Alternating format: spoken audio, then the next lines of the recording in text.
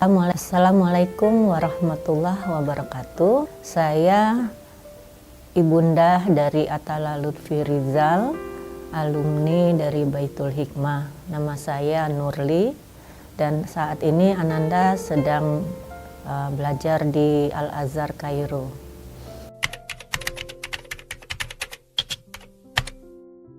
Untuk belajar jadi 30 juz 3 tahun 4 bulan.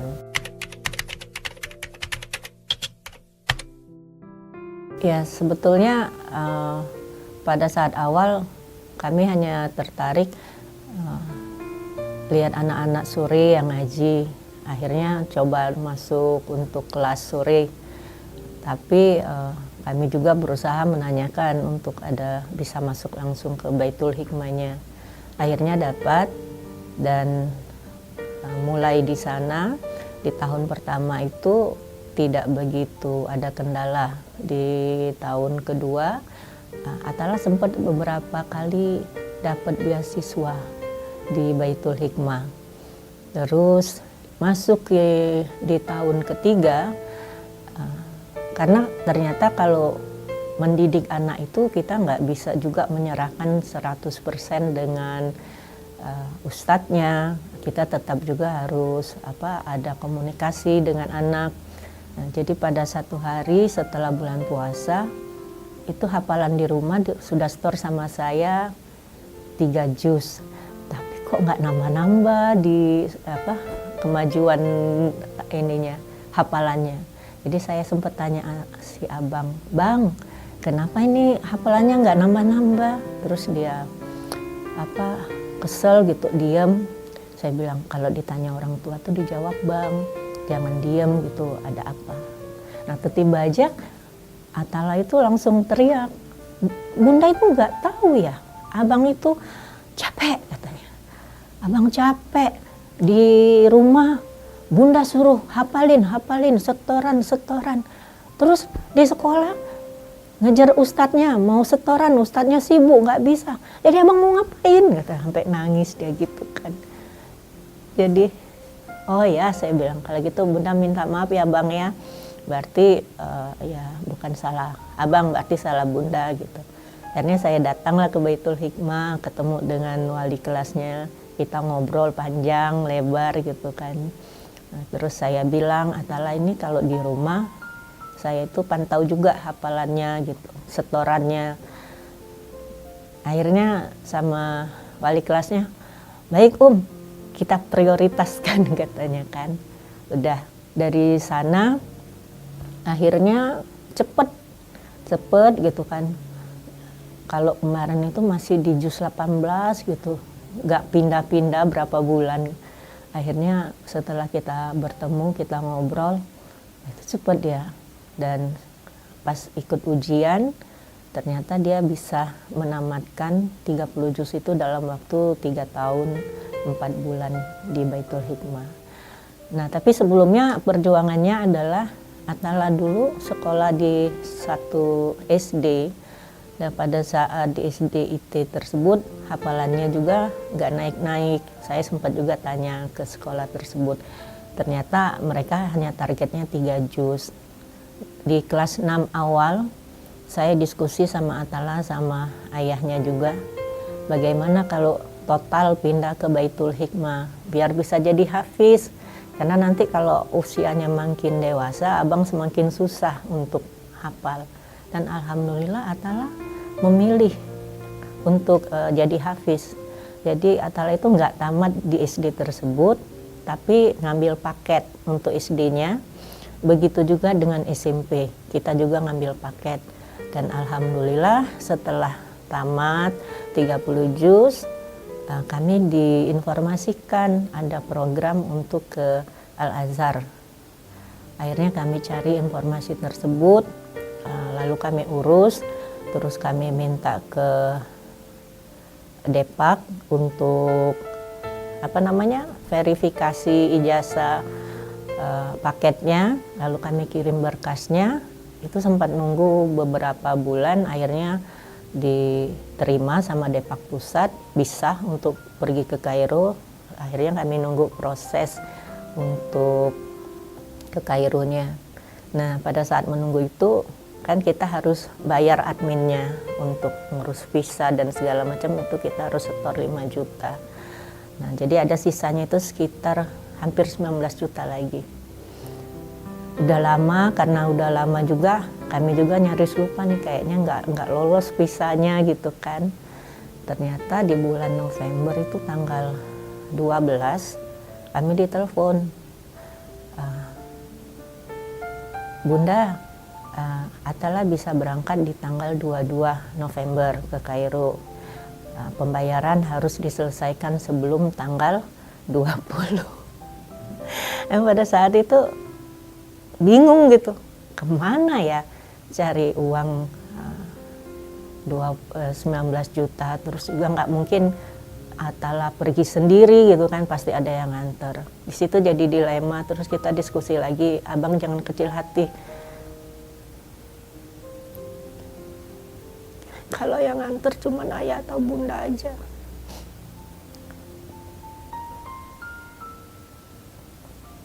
Karena pada saat itu betul-betul kita nggak punya tabungan. Mau minjem juga kayaknya gimana gitu. Tapi saya bilang, Bang, doa sama Allah nak, minta barokah Al-Qurannya. Besoknya saya dapat telepon dari dinas Pempek Mangjai, dapat pesanan untuk stunting senilai 40 juta. Dan saat itu antara percaya dengan enggak, kami terima pesanannya. Dan untuk bayar pun udah mepet, karena kita ditelepon tuh tanggal 12, harus bayar paling lambat tanggal 20. Terus mau pinjam dengan siapa ya? Uang ini udah pasti insya Allah masuk gitu. Tapi mau minjem dengan siapa? Siapa yang mau minjemin uang sebanyak itu? Akhirnya doa lagi, tahajud lagi. Dan 2 hari kemudian kami ditelepon sama orang dinas. Bu, datang ke dinas bawa stempel dan untuk tanda tangan gitu. Dan saat itu Allah mudahkan semuanya. Pembayarannya pun mudah. Jadi pas kami bayar itu uang itu udah keluar. Jadi kalau kata orang yang nggak mungkin itu nggak ada yang nggak mungkin bagi Allah.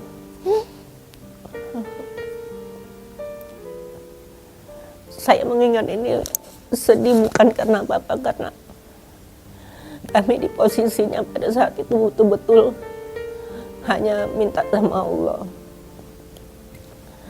Dan alhamdulillah akhirnya dengan uang yang udah dibayarkan, kami bisa nganter Atala ke Suta untuk berangkat ke Kairo. Jadi bertemu dengan agen yang akan membawa Atala itu ke Kairo, ketemunya di Suta. Jadi selama ini kita tuh hanya kepercayaan lewat WA, telepon gitu. Nah, di situ ternyata banyak dari seluruh Indonesia. Ada sekitar 60 orang yang berangkat hari itu. Dan alhamdulillah sampai di Kairo. Dan ternyata nggak bisa langsung masuk ke Al-Azhar, harus ada daurah bahasa minimal 1 tahun atau sesuai kemampuan si anak. Dan alhamdulillah setelah 1 tahun di sana, Atala selesai daurah bahasanya. Dan insya Allah di awal Ramadan ini dia udah mulai masuk Al-Azhar.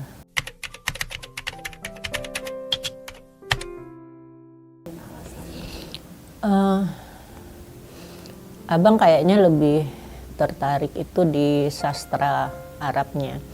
Tadinya kita diskusi sama Atala, abang maunya apa? Dia kayaknya lebih mau ke di sini juga nggak harus belajar Al-Quran gitu, nggak harus belajar hadis. Ada juga sih yang pelajaran-pelajaran umum kayak pertanian segala ya, yang seperti di Indonesia ada. Saya bilang kalau begitu ngapain abang jauh-jauh? Kalau mau jadi petani ya Indonesia ini lahannya lebih besar untuk pertanian. Jadi akhirnya kita mengkerucut di diskusi itu, kalau tidak fikih sastra. Terus saya tanya, abang kepengennya mana? Kalau gitu abang ambil sastra. Saya tanya bedanya apa? Karena saya dari sastra Inggris, jadi saya tahu. Terus dia bilang kalau belajar fikih itu mengupas sebagian dari sastra. Tapi kalau mengupas sastra, semua dari huruf itu dari awal sampai akhir itu kita harus tahu dia dari mana akarnya gitu. Nah, lebih kurang seperti itu. Iya, jadi memahami fikihnya insya Allah lebih baik gitu. Jadi mungkin maknanya kan ada yang konotasi, ada yang tersirat, tersurat gitu.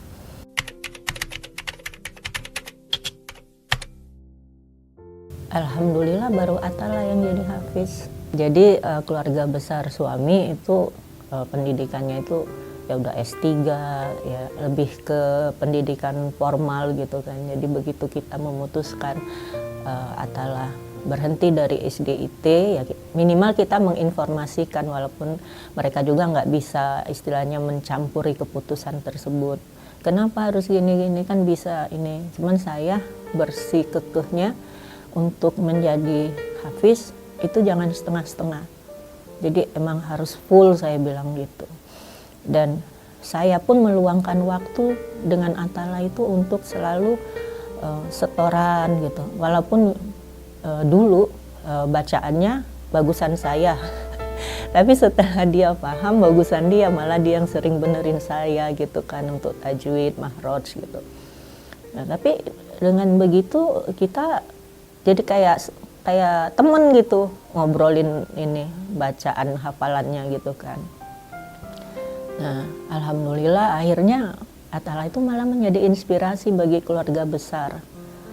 Ada beberapa dari saudara yang ikut memondokkan anaknya akhirnya gitu.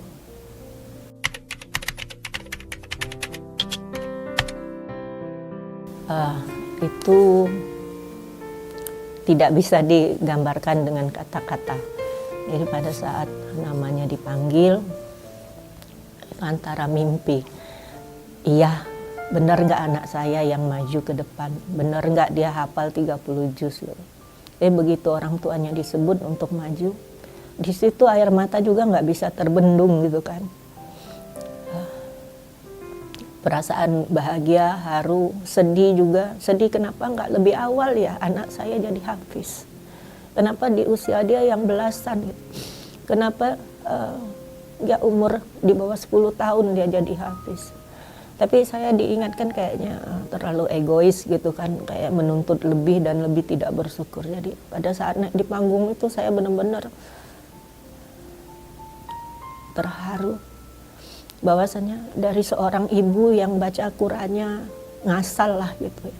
Ayahnya juga ya bacanya biasa-biasa aja. Bisa juga ya anaknya jadi hafiz. Kadang-kadang kami pun masih percaya apa enggak, benar enggak ya Allah kau titipkan anak sebaik ini untuk kami gitu.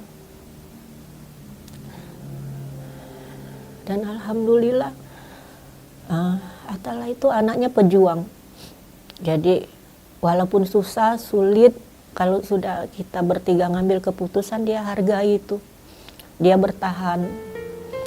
Lebih kurang seperti itu.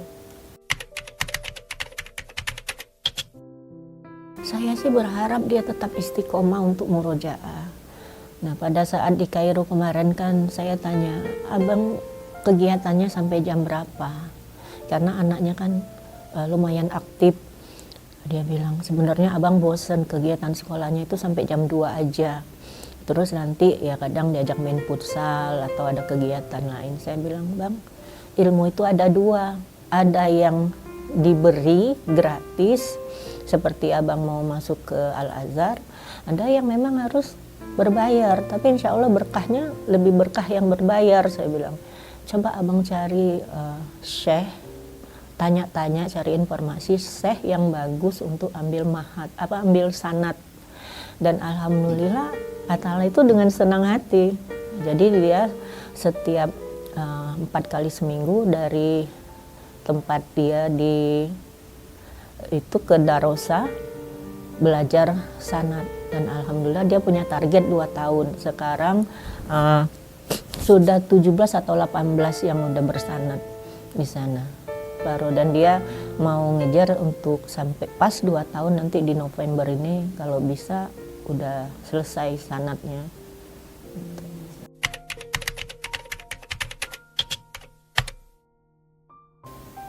Terima kasih banyak Baitul Hikmah yang memberi kesempatan kepada anak kami untuk menuntut ilmu, belajar untuk jadi hafiz Al-Quran. Terima kasih juga dengan guru-guru, dan pesan saya untuk wali kelas dan orang tua itu tetap harus ada komunikasi satu sama lain. Yang kedua, orang tua harus berbesar hati kalau misalnya anak pulang bercerita, oh tadi kena hukuman sama asatidnya gitu, atau oh tadi kakinya kena dipukul hanger. Jadi kalau saya bertanya dengan Atala, apa bang hari ini pendapatannya, abang gimana, seneng nggak apa? Nah, dia cerita, bunda jangan marah ya, kaki abang ceplok merah gitu kena hanger. Kenapa? Saya bilang gitu. Ini tadi gini-gini, dia cerita. Saya bilang bagus juga dipukul, kalau nggak dipukul nanti makin menjadi, saya bilang itu. Kalau bunda pukulnya lebih keras lagi dari ini, saya bilang itu. Jadi dia pun harus tahu kalau dia salah ya harus punya tanggung jawab untuk menerima hukuman. Ya, saya bilang sama kayak kita. Kalau abang nggak ikut kata ayah bunda, abang juga kan kena hukum gitu. Jadi dulu waktu awal dia sebelum masuk Baitul Hikmah itu saya gunakan poin reward dan punishment. Jadi kalau dia setoran, saya kasih poin reward. Kalau dia nggak ke masjid sholat, saya potong rewardnya. Nah nanti di akhir bulan dia akan milih nih dari sekian banyak rewardnya dia mau apa, mau makan di mana, atau dia pengen beli apa. Jadi saya bilang seperti itu. Masih mending saya bilang gitu. Jadi semenjak itu saya bilang jangan ikut-ikut teman. Jadi belum tentu semua teman itu mengajak pada kebaikan. Ya bunda. Akhirnya dari sana dia juga bisa memilah temannya gitu kan. Jadi untuk orang tua jangan merasa kalau anaknya dapat hukuman atau apa langsung marah dulu dengan sekolahnya atau dengan walinya. Tapi kita lihat dulu duduk masalahnya. Kalau anak kita salah ya kita harus menyatakan kamu salah gitu. Biar dia tahu mana yang benar, mana yang salah. Kan seorang hafiz juga nanti juga akan memberikan fatwa gitu kan. Masa dia ragu antara benar dan salah? Oh ini orang tua saya boleh gitu. Bukan orang tua saya nggak boleh. Jadi saya harus tegaskan dari sana, dari awal.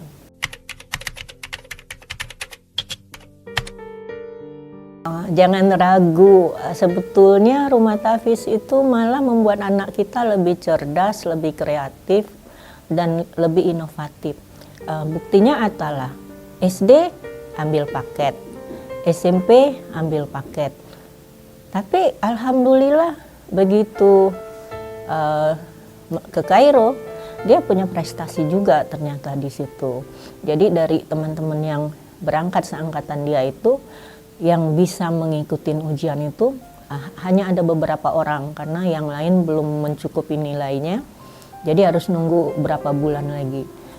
Jadi jangan takut Bu, SD SMP itu nggak punya ijazah formal itu nggak masalah. SMA juga saya pikir juga nggak masalah. Yang penting itu anak kita dibekali satu, bahwa membaca itu sangat penting. Yang kedua, jangan dipegangin HP. Atala itu nggak pegang HP sampai setelah dia lulus 30 juznya. Jadi harus komunikasi dengan anak juga harus dua arah, jangan hanya mau kita aja yang didengar, kita juga wajib mendengarkan anak.